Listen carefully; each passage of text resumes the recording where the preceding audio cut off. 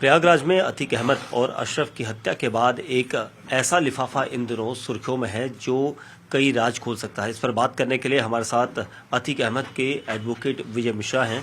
विजय जी, एक कौन सा लिफाफा है जिसका जिक्र इस वक्त बहुत तेजी से प्रयागराज में चल रहा है? पिछली बार जब 28 मार्च को अशरफ जी को प्रयागराज से जिला जेल बरेली ले जाया जा रहा था तो उससे पहले उन्हें पुलिस लाइन ले जाया गया था। पुलिस लाइन में एक वरिष्ठ पुलिस अधिकारी ने उनसे कहा था कि इस बार तो बच गए, लेकिन अगली बार जो जेल से निकाल तुमको 15 दिन तुम्हारा काम तमाम कर दिया जाएगा। ये बातें उन्होंने मीडिया से भी कही, जिसके माध्यम से मुझे भी जानकारी प्राप्त हुई। मैं जिला जेल बरेली गया हुआ था उनसे मिलने के लिए, माननीय न्यायालय एमपीएमएलए कोर्ट के आदेश के अनुसार। तो वहाँ मैंने उस बयान के बारे में उनसे पूछा था, तो उन्होंने बताया था कि जो हाँ एक अधिकारी हैं, नाम हम आपसे नहीं बता सकते, आप हमारे अधिवक्ता हैं, आपको परेशानी हो सकती है, लेकिन अगर किसी प्रकार घटना मेरे साथ होती है या मेरी हत्या कराई जाती है या मेरी हत्या होती है तो वो चिट्ठी जो है बंद लिफाफे के माध्यम से सीजीआई सुप्रीम कोर्ट और चीफ जस्टिस उच्च न्यायालय और माननीय मुख्यमंत्री जी के पास वो चिट्ठी बंद लिफाफे के माध्यम से पहुंच जाएगी। तो वो चिट्ठी कहाँ, क्या वो इस चिट्ठी को वही चिट्ठी माना जाए? ऐसी कोई चिट्ठी न हमें दी गई थी उनके द्वारा, नहीं किसी ने हमको पहुंचाई, नहीं मेरे पास चिट्ठी रखी गई थी। तो चिट्ठी के बारे में मुझे पता नहीं है, लेकिन उन्होंने कहा था कि चिट्ठी पहुंच जाएगी, तो अब उनका बयान था, तो हो सकता है चिट्ठी कहीं रखी हो, कहीं पहुंची हो। क्या था उस चिट्ठी में, कुछ बता रहे थे? उन्होंने कहा था कि अगर जो मेरी हत्या होगी तो उसके बारे में वो पहले से लिख के रखे होंगे, वो चिट्ठी पहुंचेगी। मतलब कुछ ऐसे लोगों के नाम थे, ये कहा जा सकता है? जरूर ये कहा जा सकता है कि जो उनको, जिसने उनको धमकी दी हो या किसी ने उनको बताया हो, उसके बारे में ही उन्होंने लिखा है चिट्ठी में। तो मतलब वो ये चिट्ठी जो है चीफ जस्टिस ऑफ इंडिया और दूसरे उच्च ऐसे विभागों को देना चाहते थे जिसमें उन सफेदपोश नाम को उजागर कर सके वो। हाँ, न्याय व्यवस्था में ही, न्याय प्रणाली व्यवस्था में ही वो चिट्ठी पहुंचाना चाह रहे थे। और जो चिट्ठी की जो आज सोशल मीडिया पर वायरल हो रही है और ये कहा जा रहा है कि आपके द्वारा ये चिट्ठी बाहर आई है। नहीं, ये मेरे द्वारा कोई भी चिट्ठी नहीं गई है, नहीं मेरे पास कोई सी चिट्ठी थी। अब जो भी चिट्ठी है अगर चल भी रही है तो फेक चिट्ठी चल रही है, उसका वास्तविकता से कोई लेना देना नहीं है। वैसे आपसे जिक्र उन्होंने अशरफ ने कोर्ट वहाँ जेल में किया था? हाँ, जेल में उन्होंने मुझसे जिक्र किया था कि अगर मेरे साथ मेरी हत्या होती है, कोई ऐसी घटना घटित होती है तो चिट्ठी पहुंचेगी। तो क्या चिट्ठी पहुंच गई है माना जाए? जी, हमें इसके बारे में हमें कोई जानकारी नहीं है।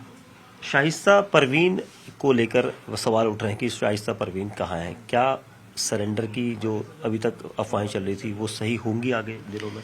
शाइस्ता परवीन जी से पिछले एक हफ्ते संपर्क करने की कोशिश की गई, लेकिन वो संपर्क में नहीं है। साथ के जो है जिस दिन उसकी जनाजा उठाता है, सुपुर्द के खाक होना, तो उस दिन भी काफ़ी लोगों ने संपर्क करने की कोशिश किया, लेकिन वो संपर्क में नहीं है। तो इसके बारे में कुछ कहना अभी औचित्य ठीक नहीं है, क्योंकि नहीं सरेंडर कोई एप्लीकेशन उनकी सीजीएम कोर्ट में पड़ी है, तो किस भी आप सरेंडर करेंगी ये हमें नहीं पता। क्या आप लोग टच में हैं वैसे? नहीं, टच में नहीं है। टच में रहने की कोशिश कर रहे हैं कि वो टच में आ जाए तो उनको सरेंडर करा दिया जाए। अच्छा, तब आप कोशिश करेंगे क्या? जी हाँ, कोशिश कर रहे हैं कि कहीं से भी वो टच में आ जाए, किसी के माध्यम से टच में आ जाए तो उनको जो है सरेंडर करा दिया जाए। न्यायालय में सरेंडर होना चाहेंगे न्यायालय में, या पुलिस में जाना चाहेंगे पुलिस में। कहाँ हो सकती है आप लोगों के अंदाजा वो इस वक्त? जब संपर्क में नहीं तो इस बारे में कुछ नहीं कर सकते हैं। ये बताइए कि जिस तरीके से अतीक और अशरफ की सुरक्षा को लेकर सुप्रीम कोर्ट तक में दरख्वास्त लगाई गई थी कि सुरक्षा बहुत महत्वपूर्ण है, कि पुलिस कस्टडी में खतरा बताया गया था, उसके बाद पुलिस कस्टडी में ही उनकी हत्या कर दी जाती है, तो इसको लेकर आप क्या आगे जाएंगे?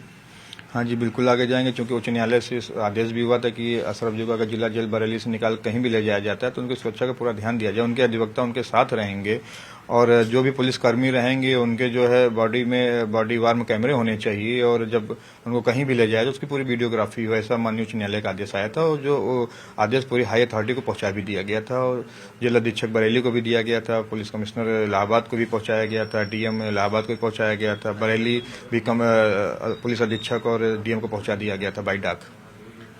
आप अली से भी मिलने गए थे इस बीच जेल में? जी हाँ, लगभग 20 दिन पहले मैं उनसे मिलने गया था। अभी आजकल में ये बताया जा रहा है कि अतीक अहमद की मक्के मर्डर के बाद वो काफ़ी परेशान रहा है जेल में, क्योंकि ऐसी जानकारी आ रही है कि जेल में उसने खुद को चोटिल भी किया था। नहीं, इसे कोई जानकारी नहीं मिली है। आज उनसे मिलने के लिए एप्लीकेशन दिया गया था, जहाँ पे 144 धारा का जो हवाला देते हुए मुलाकात नहीं कराई गई, तो इसके बारे में कोई जानकारी नहीं है।